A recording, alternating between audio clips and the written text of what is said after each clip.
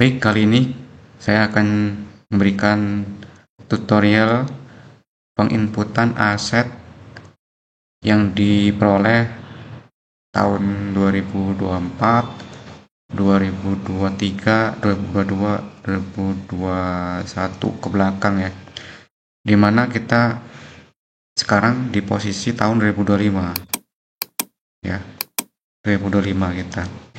Nah, terlebih dahulu bahwasanya kita menginput aset pembelian yang di 2024 karena mungkin di tahun 2024 kita tidak sempat input real time ketika beli, ketika serah terima semestinya kita langsung input, namun kita mengulur waktu sampai tiba waktu tahun 2025.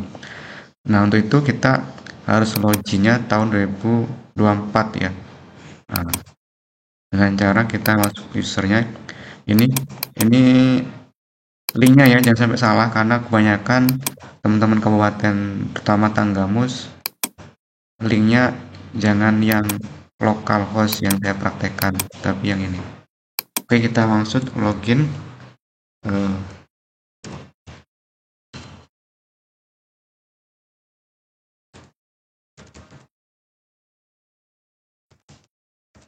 Oke, kita ubah tahunnya jadi 2024. Klik ini, kita mau input di menu pengadaan aset yang dibeli di tahun 2024. Oke, ini punya Pekon jadi nggak saya pakai ya, loginnya kayak gitu caranya. Kita sini. Nah, sebelum kita input di pengadaan, pastikan bahwasanya apa yang mau kita input itu harus jelas. Ketika misal di 2024 mau menginput sebuah bangunan yang mana dibangun di 2024 ya. Nah, kita kembali ya, kita coba pahami ya. Jadi teman-teman banyak yang gagal paham makna dari aset itu tersendiri ya. Jadi aset desa itu yang mana kalau dia berasal dari belanja APBDes itu aset pekon dari tahun kapanpun ya. Jadi jangan bertanya, Pak, aset yang diinput yang dibeli tahun berapa? Iya, semuanya beli dari belanja APBDes, yang mana kalau sudah masuk APBDes sumbernya yang bisa macam-macam. Ketika sebuah dana masuk ke APBDes itu sudah menyatu, kemudian belanjanya akan berakhir pada APBDes ya. Belanjanya berakhir menjadi aset ya. Kemudian aset pekon itu yang wajib dikelola selain dari hasil belanja APBDes dari tahun kapanpun, juga dari asal kekayaan asli desa. Nah, ini perlu dipahami biar nggak bingung mana aset yang milik pekon, milik desa ya. Jadi yang kedua itu asalnya dari kekayaan asli desa. Itu dapat berupa sebuah barang atau bangunan. Barang itu tanah ya, tanah termasuk juga tanah, bangunan ataupun barang yang berada di desa sejak desa berdiri. Bangunan yang berada di desa bukan milik perorangan. Dia itu ada di desa tapi bukan milik perorangan, bukan milik provinsi, pemerintah provinsi, bukan milik perusahaan swasta, bukan milik lembaga, yayasan, bukan milik pihak-pihak swasta ya. Tapi ada di Pekon, dan itu sejak Pekon berdiri ada di situ. Nah, itu cenderungnya milik Pekon, milik desa, dari sumber kekayaan asli desa. Nah, ini dari tahun kapanpun, jadi tidak berbatas waktu dia. Jangan membatasi aset Pekon itu dari tahun ini tahun 2000, berarti yang tahun 1990 mau dikemanain gitu. Berarti ada penggelapan aset kalau ada aset hanya diinput yang diperoleh di tahun ribuan, sedangkan tahun 1990 nggak diinput. Berarti ada upaya penggelapan situ. Kemudian selain aset desa disebut aset desa jika dia dari hibah ya, hibah dari pihak-pihak lain atau perolehan lain yang sah. Nah, bisa hibah dari warga ke Pemdes. Ingat, dari warga ke Pemdes ya, bukan dari warga ke Kakon atau dari warga ke Kades, bukan. Tapi warga menghibahkan ke pemerintah desa. Ini harus hati-hati dan kemudian harus dibuatkan surat hibah. Jangan sampai kemudian dikuasai oleh oknum-oknum setelah eh, di kemudian hari atau di kedepannya ya. Kemudian hibah ini dapat berupa hibah dari Pemprov, Pemkap ya, kementerian ke Pemdes. Ingat, ke Pemdes bukan ke kepala desa. Jadi kalau ada hibah dari Pemprov, Pemkap, kementerian itu semestinya dinamai, dikasih langsung di labelin, langsung dikasih langsung diinventarisasi sebagai aset pemerintah desa. Kalau diklaim oleh kepala desa ini penggelapan aset itu. Nah, kemudian hibah dari pihak swasta ke Pemdes, ke Pemdes, Pemdes, bukan ke kepala pekon. Jadi nggak bisa. Kalau sebuah swasta ataupun pihak lain memberikan hibah itu ke Pemdes, jangan diklaim itu milik kepala desa. Itu pencatutan nama apa namanya penyerobotan kan. Jadi sebuah barang atau bangunan yang berasal dari tiga hal tersebut wajib dikelola. Dikelolanya ini kita dibantu oleh aplikasi Spades. Mengelola itu mencatat, merawat, kemudian mengamankan, memelihara. Nah, untuk mencatatnya itu kita dibantu oleh Spades, gitu ya. Nah, baik diperoleh dari tahun kapanpun, bukan dari tahun tertentu, ya. Untuk itu, jadi itu yang harus dipahami. Nah, untuk kemudian kita coba input bangunan di sini, tapi jangan lupa untuk input tanahnya dulu semestinya ya. Idealnya ketika kita mau input bangunan di pengadaan tahun 2024 semestinya selesai diinventarisasi dia.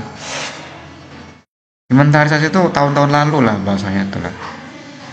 Nah, tanahnya itu kan tentu sudah ada dong. Kita ngebangun bangunan di tahun 2024 semestinya tanahnya sudah ada. Baik tanah rabat, beton, jalan usaha tani ataupun jalan pemukiman. Ini di Sispades itu harus diinput di tanahnya, harus diinput duluan. Tidak bisa tanah itu diabaikan. Juga di sini juga ada, kita lihat. Misal di sini ada tanah pekarangan dusun 1B. Dia mencatat, desa ini mencatat aset tanahnya cuma 2.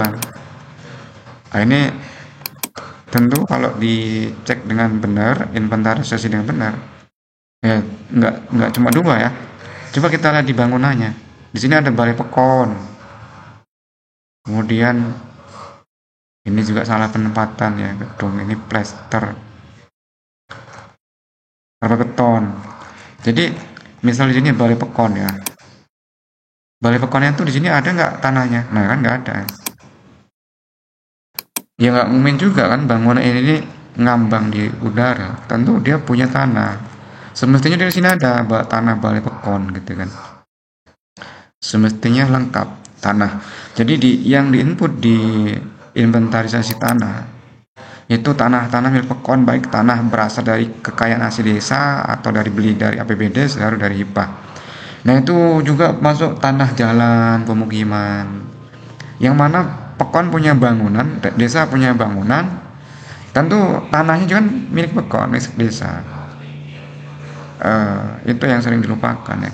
Jadi kita kembali ke sini, kita input. Coba kita input di Sispades dengan cara klik golongan tanah dulu ya. Kita selesaikan sebelum masuk ke pengadaan, kita selesaikan di sini dulu. Golongan tanah dulu. Klik 2 kali. Klik tambah. Kode asetnya. Nah, ini tanah apa tadi ya? Oke, kita cari tanah kantor desa. Nah, kita coba. Nah, ini tadi ya. Ini yang lebih mendekati tanah bangunan kantor pemerintah. Beli. Tanahnya aja nih ya, kita input tanah desa. Kode pemilik pemerintah desa, kode belanja ini di bidang 1. Tanggal perolehannya ini tahun berapa? 1990.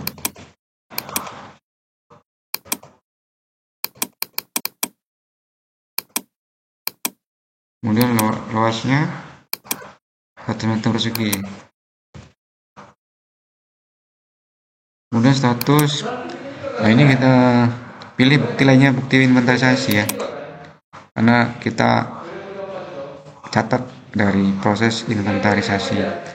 Asalnya dari hibah ya. Kalau hibah asal dari perolehan lainnya yang sama. Kemudian sumbernya dari mana?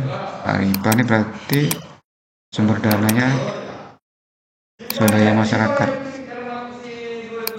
Kemudian nilai perolehannya di sini ada 110 juta langsung somama ya.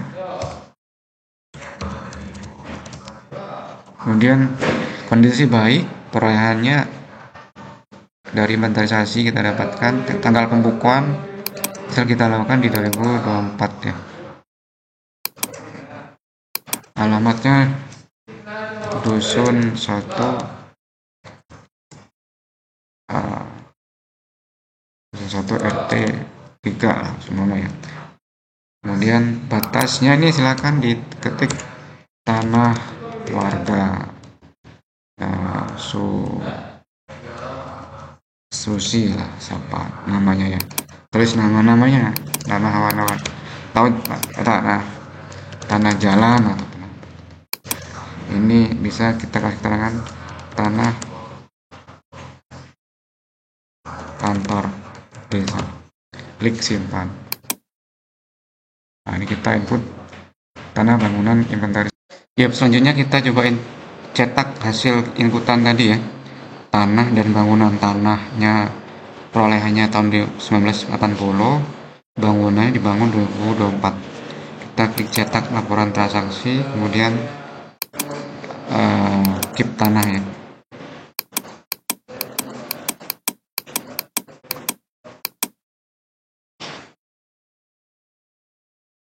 Oke.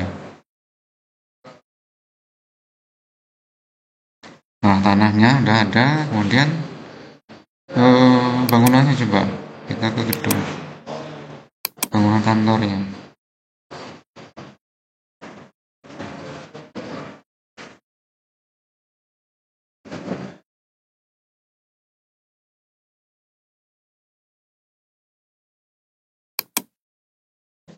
Oh iya, belum diposting teman-teman.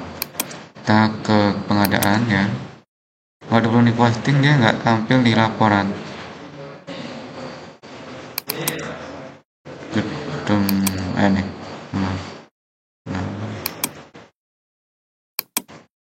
Belum diposting. Klik posting. Yes. Oke. Kita ke laporan lagi. Gedung bangunan.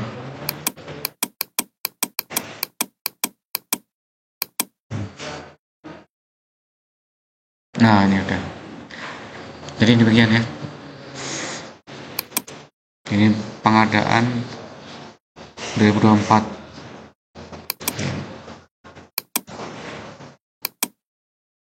Terus input dengan cara yang sama untuk aset gedung-gedung lainnya. Gedung bangunan, yang penting tanahnya udah terinventarisasi dulu. Ini saya cuma sampel 1 ya. Caranya sama aja.